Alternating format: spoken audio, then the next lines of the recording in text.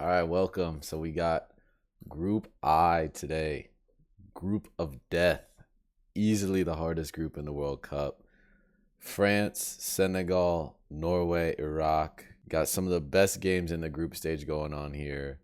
So looking forward to talking about it. As always, please like and subscribe. And let's get into it. All right, Group I.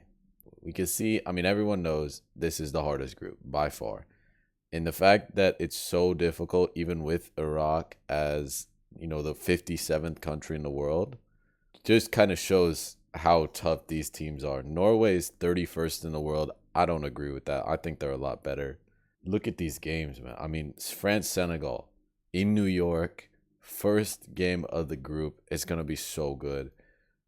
Norway, Senegal, France, Norway, or France, Norway. These games are all so good. They're all in that kind of northeast corridor. So they're all pretty close. This is my favorite group. And it's the hardest group. The best players are in this group. Haaland, Mbappe, Mane, who he's a bit older but still very good. I can't say enough about this group. I'm so excited for this. But let's go through the teams, right? France, obviously, World Cup favorite. I think they'll win it. They're so good everywhere. This squad, in terms of transfer value, is worth over €1 billion. That's almost unheard of. Maybe Brazil, maybe Spain, England, and that's about it. Mbappe's hurt right now. Ekitike tore his Achilles, so he won't go. But you still have Ballon d'Or winner Ousmane Dembele, Ballon d'Or, candidate this year, Michael Olise, Cherki for City, Chouameni for Real Madrid. You could spend 2 minutes talking about every single one of these players. Upamecano for Bayern Munich just scored in the Champions League. Konate hasn't been playing up to his standard at Liverpool, but still class. Maignan at AC Milan, and of course the main man Kylian Mbappe. He's got to get fit. That's the thing. I think he'll be the most influential player at the tournament. I think that's true, but he's got to get fit. I also don't like what he's doing with Real Madrid. If you saw, he was just in the news for kind of going away with his girlfriend during the season, even though he's injured. So, he's got to get back on it if he wants to turn up in the World Cup. That's the story. It's always a story. You gotta be playing games and playing well and stay healthy before the World Cup. So I hope he does. There's not much to talk about anywhere else. They beat Brazil. They beat Colombia, two of the best teams in the world.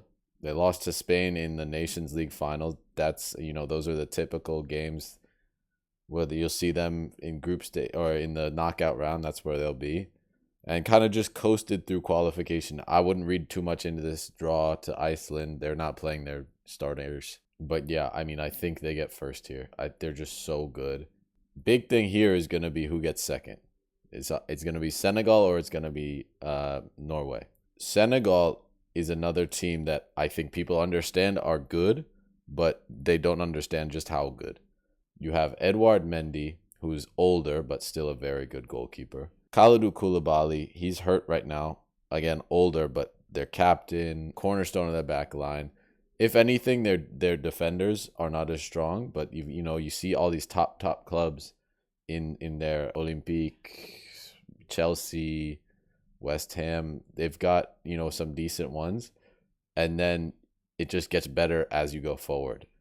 Pape Matar Sarr, I think, is one of the most underrated players in the Premier League. He's a little bit inconsistent, but I think he's so good. I watched him play against Manchester United. He's the best player on the pitch 2 years ago. But they haven't been good, Tottenham.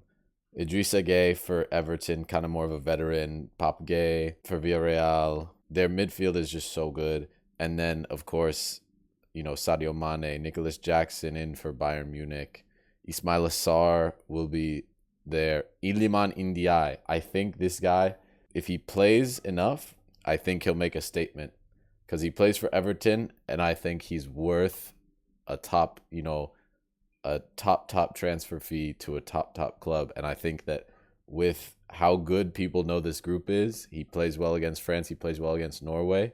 He's one of my players, I think you should look out for him. But this team is so good. They just, quote unquote, won Africa Cup of Nations.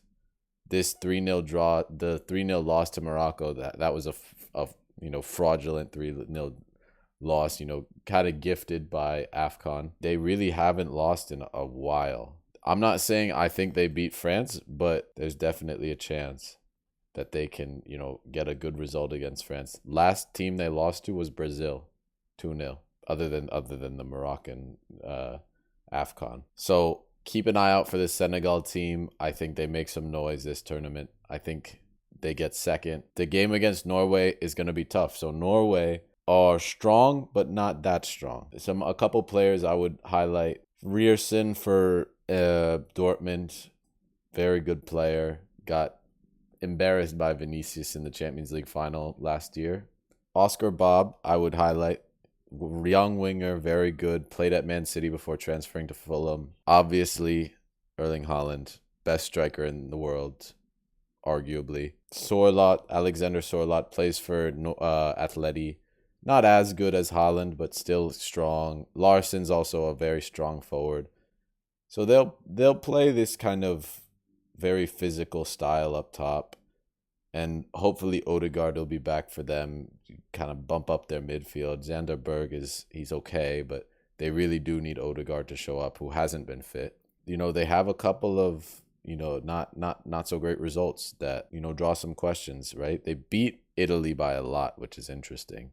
Despite what they say about not making a tournament, they were 12th in the world at the time. These are good results, competitive against Netherlands, competitive against Switzerland. I just don't see them beating France and Senegal. I think they get 3 points against Iraq, but Senegal just looks so good. So I will go Senegal 2, Norway 3, Iraq 4. Iraq, I'm not too familiar with. They have a couple of good forwards. So Ali Al-Hamadi, I think is how you pronounce it. He plays for Luton Town, which is in the championship. They've got Farji, who plays in Serie A for Venezia. But for the most part, these players, they're not as strong as the other squads in their group. And granted, they're suffering a little bit because of the fact that they're playing such good teams in France, in Senegal, in Norway. Losing to South Korea, Palestine, Algeria, Jordan, I don't see them getting anywhere but fourth. This group is going to be the most entertaining group by far. Everything's near each other. A lot of these players are known by Americans. Hopefully we can figure out our shit and get the actual fans from the world around to support their countries. But obviously Americans will be there, and people from the United States know France, they know Senegal, they know Norway. These guys are very well known on the world stage. So there'll be a lot. These games will be the most tuned in and highly watched games in the World Cup for good reason. So players like Ndiaye, I think Oscar Bob, these French players that maybe aren't as famous worldwide, but can make their impact against these teams, they'll show out. I have hope. But I think France wins this group. I think Senegal gets second. I think France at least goes on to win the World Cup. So if we're looking at the groups, at the first round of the knockout stage, Group I, France will, assuming France wins, they play a third place team, so not as strong. The second place team will play the second place team from Group E, which I think will be Ecuador. And that's a tough game. Senegal, Ecuador obviously have that history from 2022 and that World Cup. So that could be an interesting one. But that's how I see it turning out. Not too complicated, but definitely an entertaining group. So that was Group I. Doing Group J, K, and L. I've got some club football videos coming up too, and excited to get started. I appreciate you tuning in, and like if you enjoyed the video.